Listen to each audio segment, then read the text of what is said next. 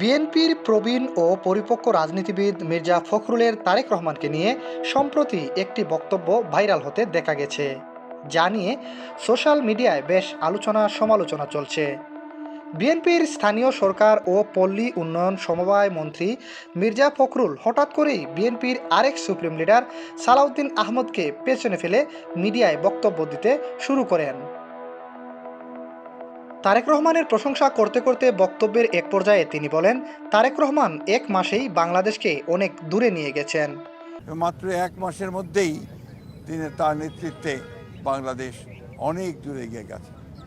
ওনার এমন বক্তব্য যেন স্বাভাবিকভাবে নিতে পারেননি নেটিজেনরা। এরশাদ হুসাইন নামে একজন ভিডিওর কমেন্টে লিখেছেন, অনেক দূরে চলে গেছে, মঙ্গল গ্রহ ছুঁই ছুঁই। আরেকজন লিখেছেন, এক মাসে কয়জন মরল। মাঝে মধ্যেই বিএনপি নেতাদের এমন উদ্ভট বক্তব্যগুলো যে দেশের মানুষের হাসির খোরাক যোগায়, এই ভিডিওই তার স্পষ্ট প্রমাণ।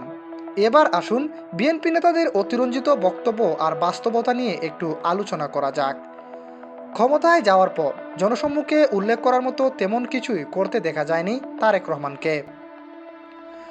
পুরনো জুতা পরে কয়েকটি ফ্যামিলি কার্ড আর দু চারজন ইমাম ও মুয়াজ্জিন পুরোহিত বেকারদেরকে বাতা দিলেই দেশের উন্নয়ন হয় না, দেশ অনেক দূর এগিয়ে যায় না। তারেক রহমানের উচিত তার দল বিএনপিকে সকল ধরনের চাঁদাবাজি, টেন্ডারবাজি ও মানি লন্ডারিং থেকে বিরত রাখা। শুধুমাত্র এই কাজটাই যদি তিনি করতে সফল হয়ে যান, তাহলে দেশটা এমনিতেই অনেক দূর এগিয়ে যাবে।